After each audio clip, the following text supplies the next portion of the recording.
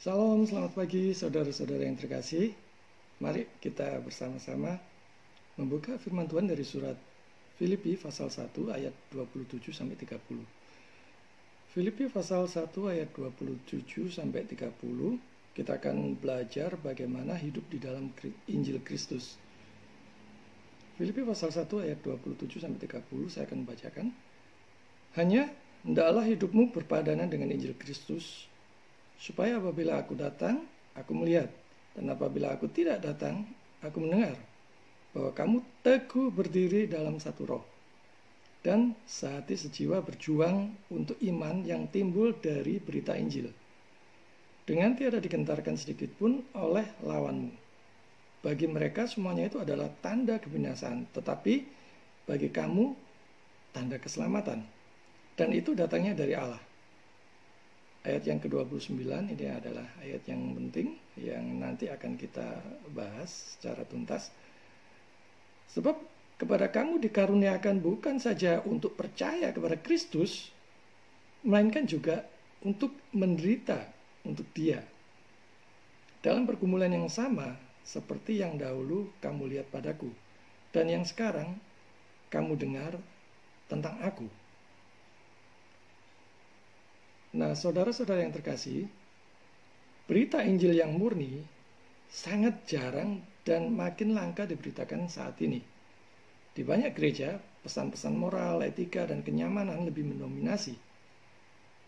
Kebaktian-kebaktian pembangunan rohani, KKR, yang seharusnya bicara tentang urusan rohani, lebih banyak membicarakan urusan jasmani seperti kesembuhan, kekayaan, pembebasan masalah finansial keluarga, dan lain sebagainya.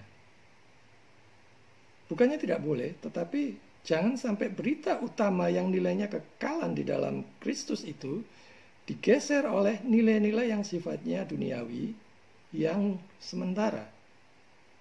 Yang paling bernilai itu yang harus diutamakan dan diprioritaskan, bukan malah digeser ataupun bahkan dibuang.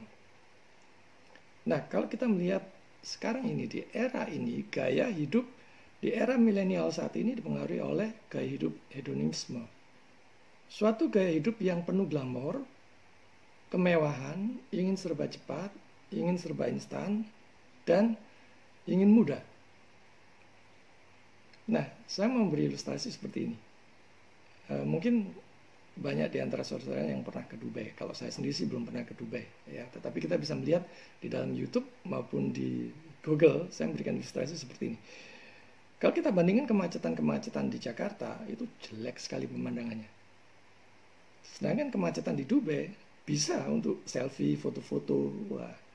Karena di sana berseliweran ya, mobil-mobil mewah, supercar seperti Ferrari, Lamborghini, Porsche, McLaren, Mercedes, dan lain sebagainya. Nah, balik lagi ke hedonisme. Hedonisme adalah suatu pandangan hidup yang menganggap bahwa orang akan menjadi bahagia dengan mencari kebahagiaan sebanyak mungkin dan sedapat mungkin menghindari perasaan-perasaan yang menyakitkan. Hedonisme merupakan ajaran atau pandangan bahwa kesenangan atau kenikmatan merupakan tujuan hidup dan tindakan manusia. Banyak yang menginginkannya demikian, banyak yang memimpikannya dan berusaha mati-matian untuk mencapainya, untuk meraihnya. Nah, gereja-gereja yang jemaahnya berpikiran hedonisme juga banyak, bukan? Ada begitu banyak gereja-gereja, khususnya gereja-gereja besar. Gereja-gereja demikian mempunyai gaya hidup yang hedonisme, khususnya jemaat-jemaatnya yang kaya-kaya. Dan gereja-gereja yang demikian juga sangat-sangat ramai dan laris. Nah, yang perlu kita renungkan, mana yang akan saudara lakukan? Menggunakan berkat-berkat yang Tuhan berikan untuk memuliakan Tuhan, ataukah untuk kepuasan atau kesenangan kita sendiri? Nah, tujuan hidup orang percaya adalah memuliakan Tuhan, bersukacita di dalam Tuhan, menikmati kasih karunia-Nya di dalam Kristus. Itu adalah tujuan utama setiap orang percaya. Nah, kalau kita melihat di dalam surat Filipi ini, tema besar dari surat Filipi yang ditulis oleh Rasul Paulus ini adalah sukacita dalam hal hidup bagi Kristus. Sukacita yang genuine yang asli adalah yang berasal dari dorongan Roh Kudus, yang tidak berdasarkan pada situasi dan kondisi apapun. Misalnya, saudara dapat berkat, bersukacita. Dapat hadiah, bersukacita. Dapat promosi jabatan, sukacita. Tetapi, begitu dapat problem, masalah, kesukaran, mulai hilang sukacitanya. Bahkan bersungut-sungut. Nah, ini bukanlah sukacita yang sejati. Ini bukan sukacita yang genuine. Nah, hari ini kita belajar firman Tuhan bagaimana bersukacita di dalam menjalani hidup ini bersama-sama untuk memuliakan Tuhan, demi kemuliaan Tuhan. Kita lihat di bagian awal dari surat ini, kita diajarkan untuk hidup berpadanan dengan Injil Kristus. Itu artinya selaras dengan firman Tuhan, baik dalam pikiran, perkataan, dan perbuatan. Dan setiap orang percaya mempunyai tanggung jawab untuk menjadi teladan hidupnya bagi orang lain. Ya, bukan berpadanan dengan pandangan-pandangan duniawi. Saya memberikan ilustrasi seperti ini. Kalau ada seorang hamba Tuhan yang mengajarkan kepada kita, kepada jemaatnya untuk hidup sederhana di dalam Tuhan, tapi di dalam praktiknya dirinya sendiri hidup dalam kemewahan, membeli apartemen mewah di luar negeri, mobil-mobil mewah, dan memakai barang-barang mewah, mulai dari jam tangan, tas, baju, jaket, semuanya branded dan mahal-mahal. Lalu kita bandingkan dengan pengajaran ataupun perkataan seorang biksu atau mungkin romo yang hidupnya sederhana, tinggal di bantaran kali, pakaiannya terbatas, bahkan mungkin itu-itu saja yang melekat di tubuhnya, dengan makanan-makanan yang biasa-biasa saja juga, dan kemana-mana berjalan kaki atau paling banter naik sepeda motor butut. Nah, kira-kira saudara lebih percaya omongan yang mana? Saudara bisa merenungkannya sendiri. Nah, balik lagi kita melihat firman Tuhan. Berpadanan dengan Injil Kristus. Apa ini maksudnya? Artinya kita melakukannya demi Kristus. Bahkan firman Tuhan katakan kita melakukan apa saja lakukan itu seolah-olah itu bagi Tuhan. Bahkan dalam hal yang paling sederhana sekalipun. Makan, minum, kita juga melakukannya bagi kemuliaan Tuhan. Nah, semuanya kita lakukan demi Kristus. Itu semua diberikan kepada kita atas dasar kasih karunia Kristus, bukan karena jasa atau perbuatan baik manapun dari kita. Nah, kalau kita bisa berbuat baik, itu 100% dari Dia. Dari Dia, ya. Nah, kalau kita jatuh di dalam dosa, itu 100% salah kita sendiri. Kita tidak bisa menyalahkan Tuhan. Nah, Roma 11 ayat 36 firman Tuhan katakan, sebab segala sesuatu adalah dari Dia dan oleh Dia dan kepada Dia. Bagi Dialah kemuliaan sampai selama-lamanya. Nah, Allah menghargai penggunaan yang benar dari karunia-karunia kasih karunia-Nya yang harus kita lakukan, kita kerjakan dengan penuh tanggung jawab. Hanya dengan cara yang layak bagi Injil untuk maju bersama-sama dengan benar atau di dalam kebenaran. Nah, firman Tuhan juga mengingatkan mereka yang menolak Injil membawa risiko pada kebinasaan. Nah, aplikasinya, sudahkah kita hidup berpadanan dengan Injil Kristus? Sudahkah kita hidup bagi Kristus yang mengarahkan hidup kita bagi kemuliaan Tuhan? Sebagai orang Kristen, kita bisa mengerjakan nilai-nilai kekristenan. Seperti jujur, bisa dipercaya, bertanggung jawab, takut akan Tuhan, dan sebagainya. Dan orang melihat kita, bahwa kita pengikut Kristus, bahwa kita mempunyai Allah yang baik. Nah, pelajaran yang berikutnya dari surat Filipi ini adalah bagaimana sikap dan tindakan orang percaya. Setiap orang percaya mempunyai tanggung jawab yang sama, yaitu hidup yang berkenan kepadanya, hidup yang memuliakan Dia, hidup yang melawan kedagingan, dan hidup yang menjadi teladan bagi orang-orang di sekitarnya. Nah, dalam surat Filipi ini, Rasul Paulus mengajarkan setiap orang percaya untuk paling tidak 3 hal penting yang mesti kita kerjakan. Yang pertama, teguh berdiri dalam satu roh. Yang kedua, sehati sejiwa berjuang untuk iman dari berita Injil. Yang ketiga, tidak gentar oleh lawan. Nah, kita akan melihat satu persatu. Teguh berdiri dalam satu roh. Kita bisa teguh berdiri hanya jika ada di dalam Kristus. Kalau kita undur dari Kristus, makin menjauh dari Kristus, maka kita akan menjadi makin lemah. Kekuatan setiap orang percaya datangnya dari Tuhan. Dan Roh Kudus yang menguatkan setiap orang percaya. Bukan datang dengan sendirinya ataupun dari dalam dirinya sendiri. Bukan juga datang dari roh-roh yang lain. Karena itu, kekristenan bukanlah klinik. Kekristenan mendasarkan hidup setiap orang percaya berdasarkan iman. We walk by faith, not by sight. Kita berjalan dengan iman, bukan dengan penglihatan. Bukan berarti kita harus buta, bukan itu maksudnya. Tetapi melihat atau tidak, mengalami atau tidak, kita tetap percaya bahwa Tuhan memelihara, bahwa Tuhan menjaga, dan Tuhan sudah menyelamatkan kita, siapapun mereka yang sudah percaya kepada Kristus sebagai satu-satunya Tuhan dan Juru Selamat. Berikutnya, sehati sejiwa berjuang untuk iman dari berita Injil.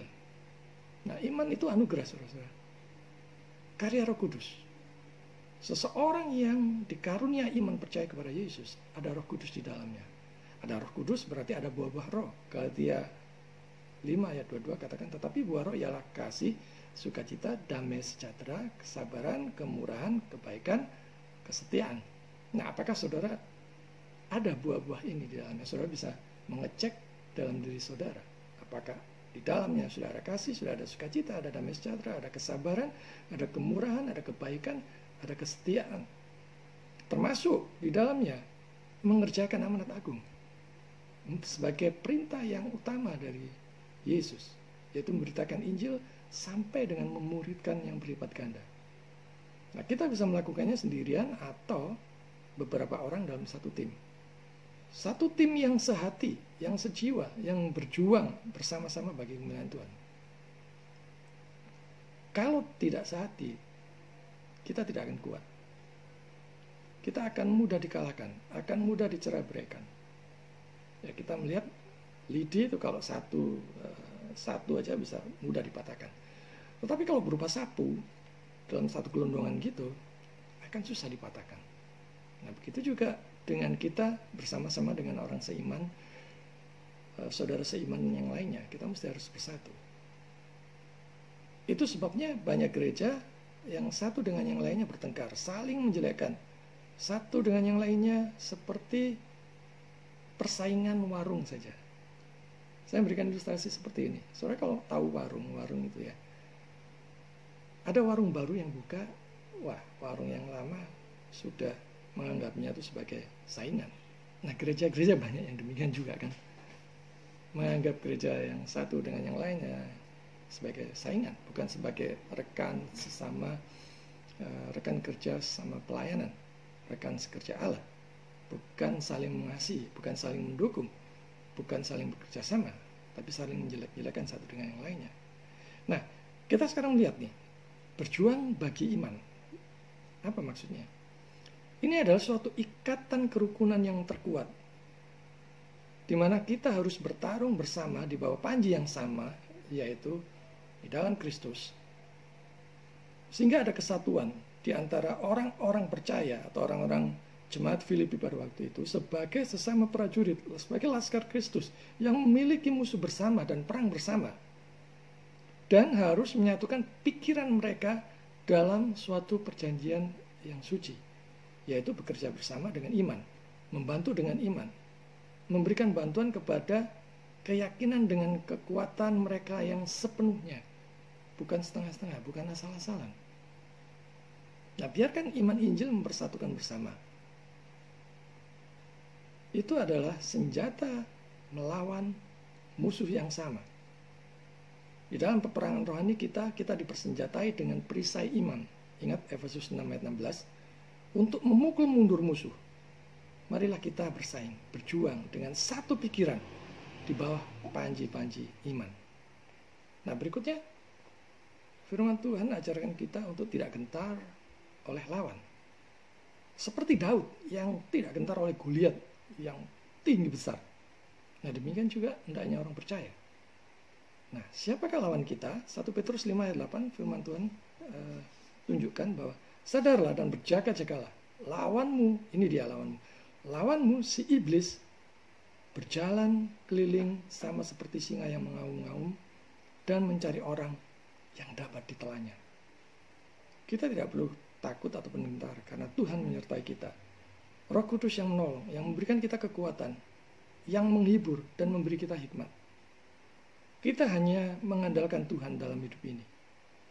Jangan terlalu bangga dengan apapun yang ada pada diri kita. Kepandaian kita, kekayaan kita, jabatan kita, posisi kita, popularitas kita, atau apapun yang ada pada diri kita. Karena sebagai natur orang berdosa, tidak ada satupun dari dalam diri kita yang berdosa ini yang bisa kita percaya.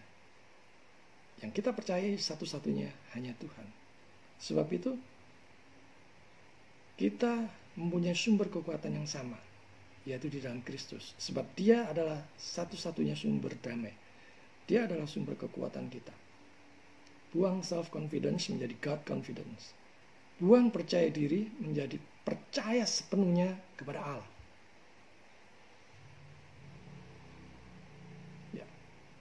Di dalam diri kita tidak ada satupun yang bisa kita percaya, karena semua sudah terkontaminasi, sudah terpolusi oleh dosa. Baik hati, pikiran, motivasi, semuanya sudah terpengaruh oleh dosa.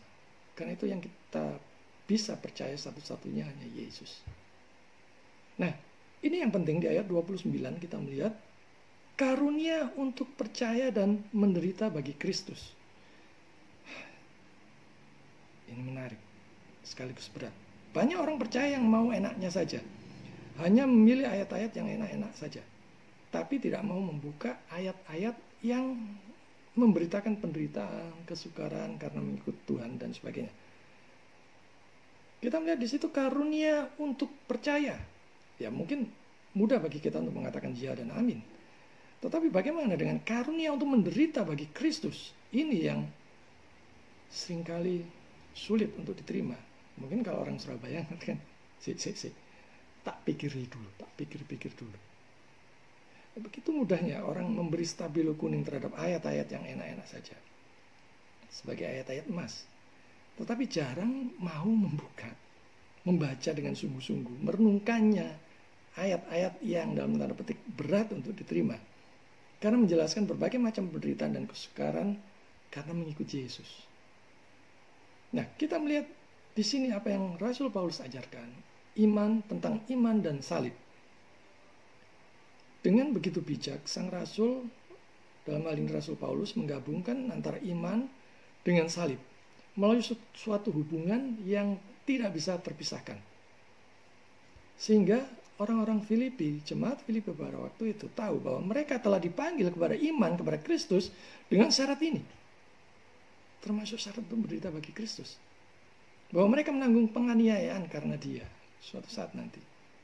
Nah, kita sebagai anak-anak Allah, sebagai anak-anak Tuhan, sebagai anak-anak adopsi, tidak dapat dipisahkan dari salib dan tidak bisa dipisahkan dari Kristus.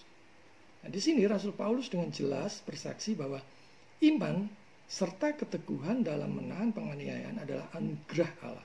Nah, kalau saudara mengalami ini, sadarilah bahwa itu adalah anugerah Allah. Mungkin kita akan dikucilkan, akan dicaci maki, akan dicemooh, bahkan disiksa, dipersekusi, dilarang melakukan ini itu, dilarang membangun tempat ibadah, dilarang menyatakan iman kepada orang lain, dan sebagainya dan sebagainya. Tapi saudara, setiap orang percaya dimanapun juga mengalami hal yang sama. Nah, berikutnya kita akan memperdalam, itu semua adalah pergumulan yang sama dengan setiap orang percaya. Semua orang percaya mempunyai pergumulan yang sama, yaitu menderita bagi Kristus.